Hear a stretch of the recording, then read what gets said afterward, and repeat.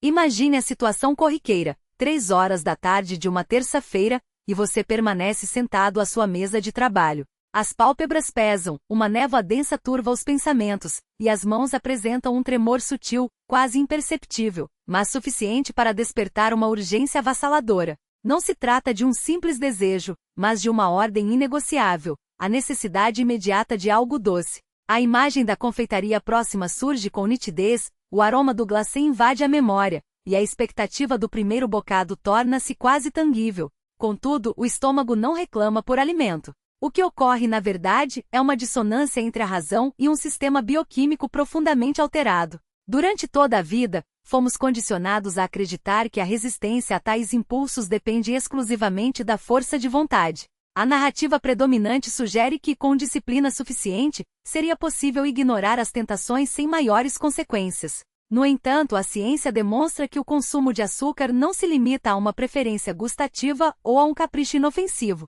Trata-se de um mecanismo de sequestro neuroquímico, no qual circuitos cerebrais associados ao prazer, ao êxtase do amor e à euforia da vitória são capturados por uma substância cristalina onipresente. Enquanto a mente debate-se contra a compulsão vespertina, um processo silencioso e devastador desenrola-se no organismo, a glicação. Pouco discutido fora dos círculos acadêmicos, esse fenômeno não desperta o mesmo fascínio que outros temas de saúde, mas sua ação é implacável. Para compreendê-lo, basta observar o que ocorre quando o açúcar é submetido ao calor, escurece, endurece e adere às superfícies. Esse mesmo processo, em escala microscópica, ocorre nos vasos sanguíneos, nos rins, nos olhos e no cérebro. O excesso de glicose promove a rigidez das proteínas, torna o sangue mais viscoso e fragiliza as células, acelerando o envelhecimento dos órgãos enquanto a atenção se concentra em métricas superficiais como o peso corporal. Por trás desse cenário, insinua-se a resistência à insulina,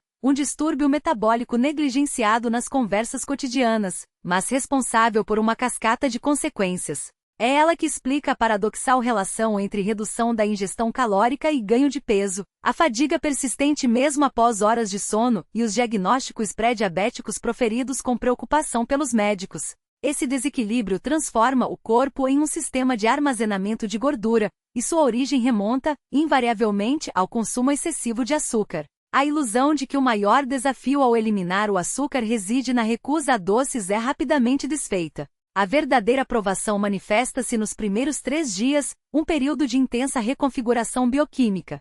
Superar essa fase inicial equivale a atravessar um limiar crítico, após o qual o organismo inicia uma transformação que muitos descrevem como quase miraculosa.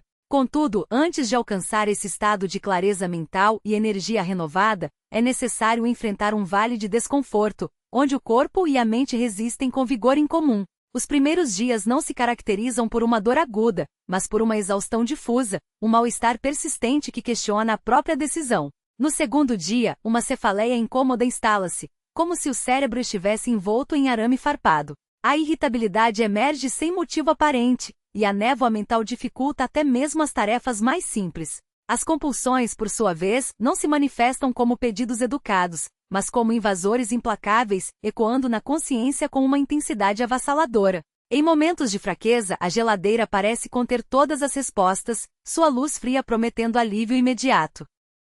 É fundamental compreender que tais reações não indicam fracasso pessoal, mas sim o que os neurocientistas denominam explosão de extinção, o último esforço de um sistema viciado para restaurar seu suprimento. O açúcar não se limita a proporcionar prazer, ele ativa os mesmos circuitos de recompensa associados a substâncias reconhecidamente aditivas, como cocaína e álcool. A ingestão de glicose desencadeia uma liberação massiva de dopamina, neurotransmissor responsável pela sensação de bem-estar, reforçando a mensagem de que mais é sempre necessário. Com o tempo, após anos de refrigerantes, sobremesas e pequenos agrados, esses circuitos tornam-se hiperestimulados, transformando-se em vias de alta velocidade para a dependência. Para ilustrar esse processo, imagine o cérebro como uma mesa de som em um concerto. Cada experiência prazerosa, uma conversa estimulante, um pôr do sol, o sabor de uma maçã fresca, possui seu próprio controle de volume. O açúcar, entretanto, eleva esse volume ao máximo a cada exposição,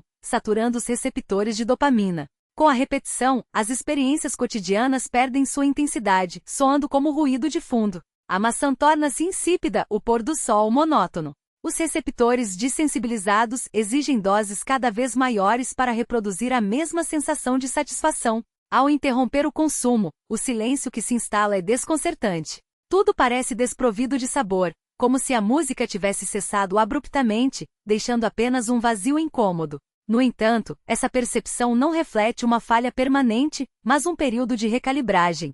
Estudos sobre neuroplasticidade revelam que os receptores de dopamina começam a se recuperar com surpreendente rapidez, geralmente em torno do 7º dia. Aos poucos, o volume das experiências cotidianas retorna a níveis normais, e a vida readquire suas nuances. Enquanto o cérebro ajusta seus circuitos de recompensa, o corpo enfrenta sua própria transição. Durante toda a existência, o organismo foi condicionado a queimar combustível de rápida absorção, como lenha fina, que produz energia intensa, mas efêmera.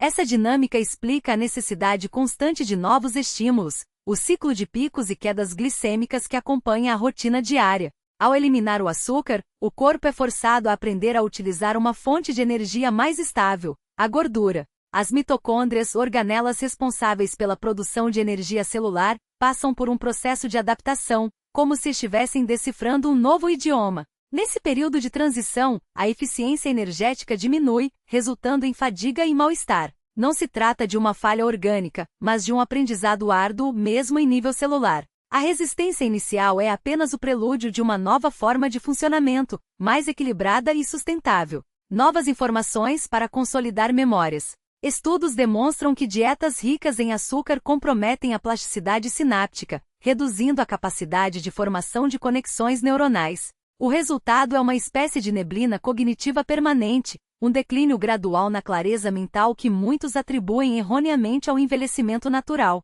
Contudo, a retirada do açúcar desencadeia um processo de recuperação surpreendente. A inflamação sistêmica, que antes atuava como um ruído de fundo no cérebro, diminui, permitindo que os neuroníons operem com maior precisão. A produção de BDNF, fator neurotrófico derivado do cérebro, uma proteína essencial para a sobrevivência e crescimento das células nervosas, é reestabelecida, promovendo a regeneração de áreas danificadas.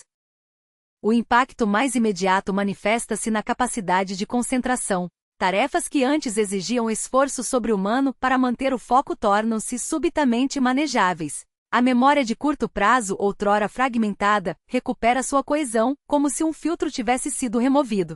E talvez o mais revelador, a ansiedade, aquela inquietação difusa que acompanha os picos e quedas glicêmicas, dissipa-se. Não se trata de uma ilusão passageira, mas de uma reestruturação bioquímica.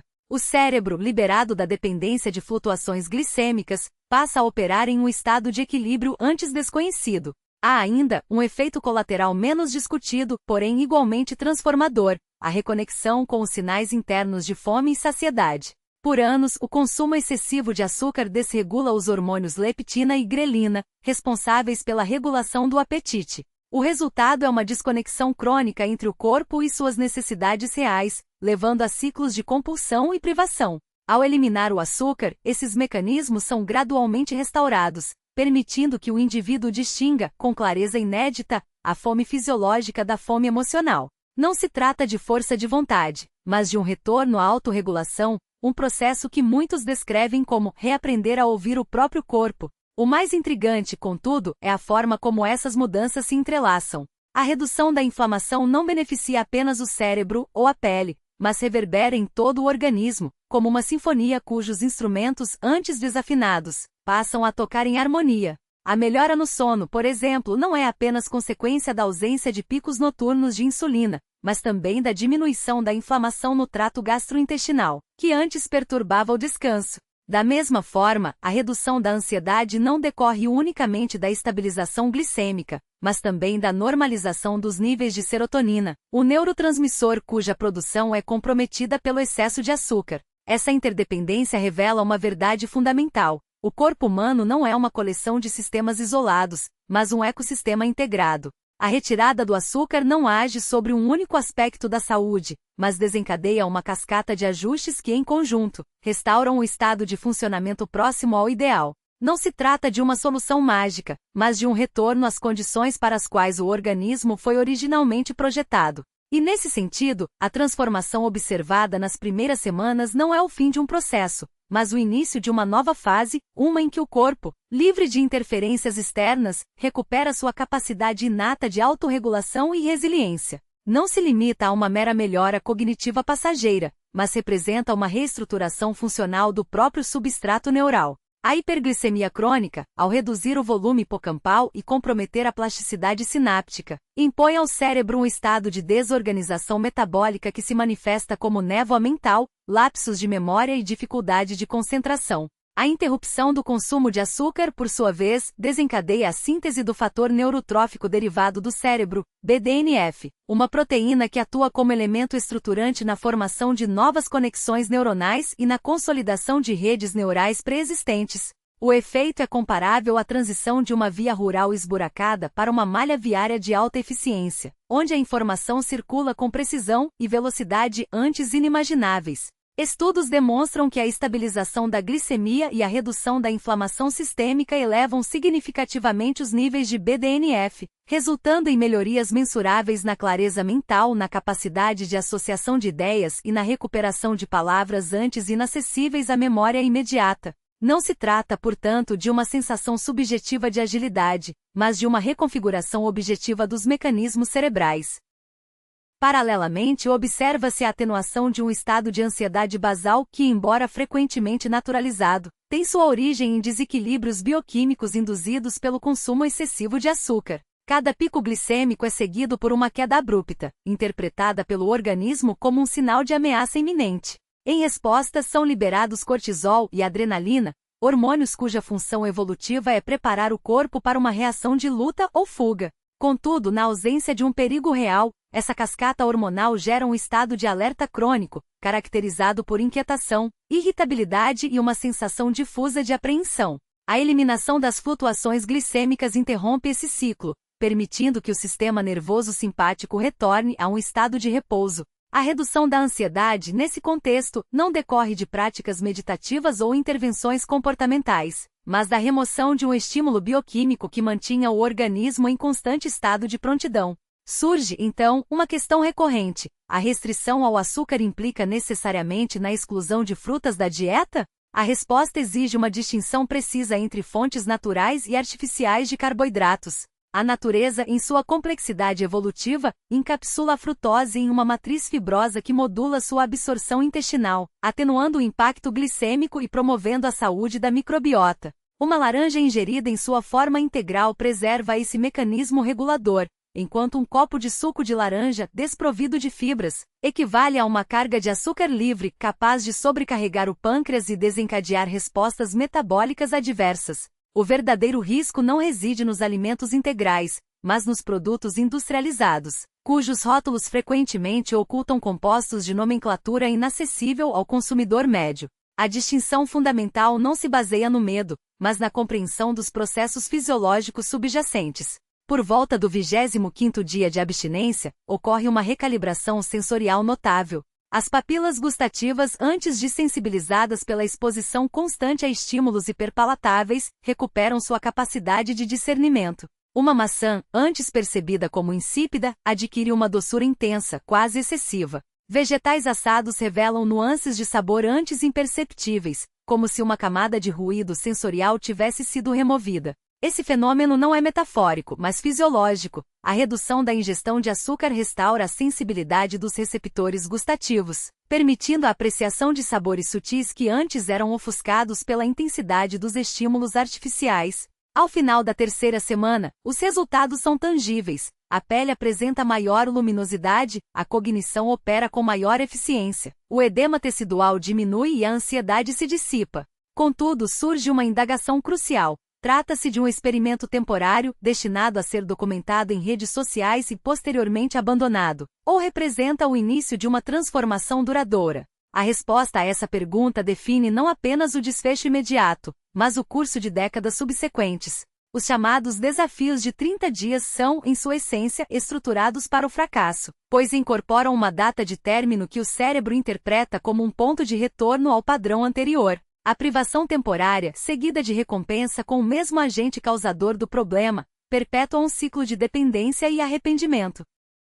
A abordagem eficaz exige uma perspectiva de longo prazo, análoga ao conceito de juros compostos aplicado à biologia. Em 30 dias, o fígado, órgão central no metabolismo da frutose, inicia seu processo de regeneração, eliminando o acúmulo de gordura intrahepática. Após 6 meses, observa-se a reversão de danos neurais periféricos, como a neuropatia que se manifesta por formigamentos e dormências.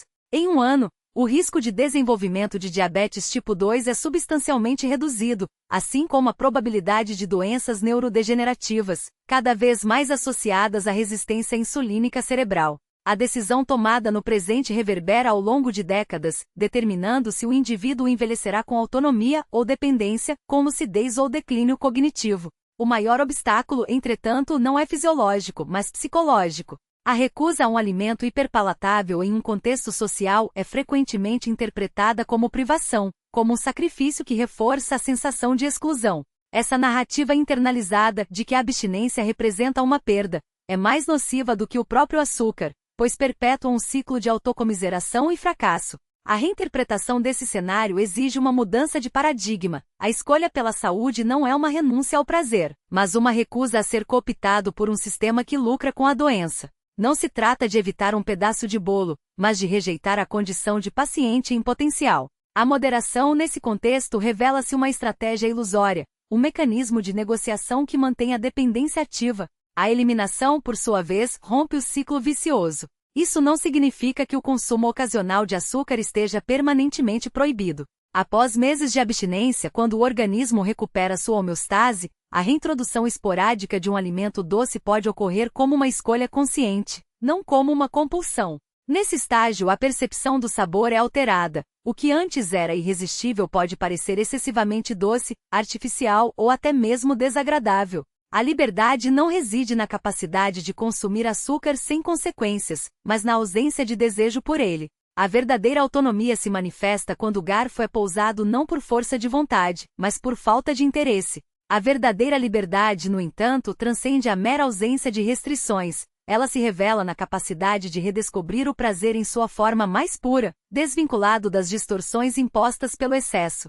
O que antes era mascarado pela intensidade artificial do açúcar agora se apresenta com clareza, permitindo que os sabores naturais, e a própria vida, sejam apreciados em sua essência. Essa transformação não se limita ao paladar, mas se estende à relação com o corpo, com a mente e com as escolhas cotidianas. Se o propósito de restabelecer o equilíbrio metabólico e reconquistar o domínio sobre os próprios hábitos ressoa como uma necessidade, o primeiro passo é reconhecer que a mudança não se trata de um sacrifício, mas de um ato de autodeterminação. Não se trata de substituir uma dependência por outra, mas de romper o ciclo que mantém o organismo refém de estímulos artificiais. Nesse contexto, a decisão de iniciar esse processo não deve ser motivada por obrigação, mas por um compromisso genuíno com a própria saúde e a um contrato silencioso, porém inegociável com o futuro. A jornada, contudo, não precisa ser solitária. A troca de experiências, o apoio mútuo e a responsabilidade compartilhada são elementos que potencializam os resultados e conferem maior solidez às transformações.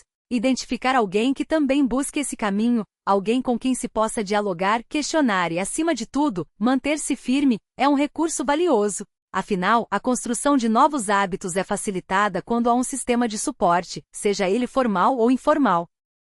Para aqueles que desejam acelerar esse processo de reequilíbrio, existe uma estratégia complementar cuja eficácia está amplamente documentada: o jejum intermitente. Quando aliado à eliminação do açúcar, esse método não apenas otimiza a sensibilidade à insulina, mas também promove uma recuperação metabólica mais profunda e sustentável. Os benefícios observados vão além da esfera fisiológica, estendendo-se à clareza mental, à estabilidade energética e à redução da inflamação crônica. A combinação dessas abordagens não se limita a resultados incrementais, ela redefine os parâmetros do que é possível alcançar em termos de bem-estar.